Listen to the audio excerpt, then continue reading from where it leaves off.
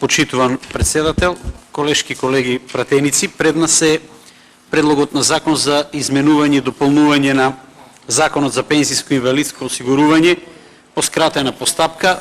Предлагач е Влада на Република Македонија, секако матично тело е Комисијата за труд и социјална политика. Сосем накратко, со членот 1 се уредуваат бодовите за пресметка на вработените во стручната служба на фондот и се додава минимална плата како дел од платата. Фактички се врши усогласување со Законот за административни службеници и Законот за минимална плата. Се уредуваат, рековме, бодовите за пресметка на платите и сето е тоа дефинирано во ова предлог законско решение.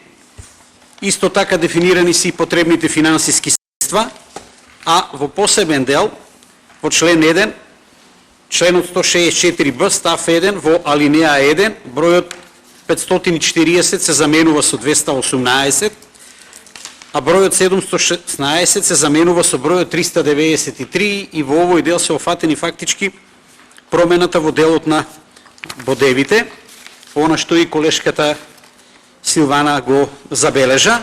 Во алинеја 2 бројот 430 се заменува со бројот 108 и бројот 540 со бројот 217 и последното во алинеја 3 бројот 300 се заменува со бројот 1, бројот 400 со бројот 77. По став 1 се додава нов став кој фактички гласи дека дел од плата, и тоа е таа новина овде, во овој член е и минималната плата. И сега доаѓаме на тоа што колешката Ангелинка Петко многу убаво го кажа, на сите тие укажувања и предупредувања од наша страна. Зошто? Затоа што сега веќе не е ниту април, ниту мај, веќе од утре ќе биде 1 јуни.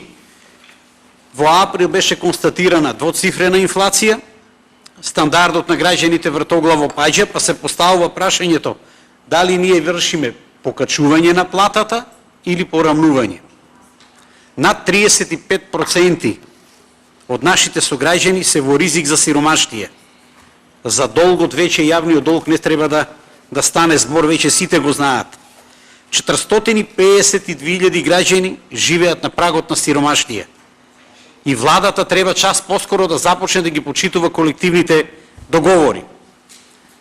Раст на минималната плата, да, но исто така раст и на сите останати плати. Зголемувањето на платата треба да биде иницијатор за зголемена продуктивност, а не да се креира урамниловка.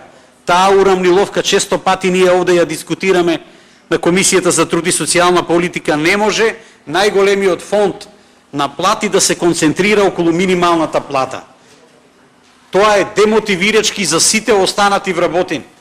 Почитувани колешки колеги, работникот има право на минимална плата и тоа утврдено со закон, меѓутоа и со колективните договори. За на крај само да потсетам дека бевме одбиени кога сакавме и предложивме линеарно зголемување на платите. Затоа треба час поскоро да преиде на сеофатни решенија, во кои што оној што е квалитетен и што знае да работи, треба да земе и треба да биде соодветно платен за својата работа.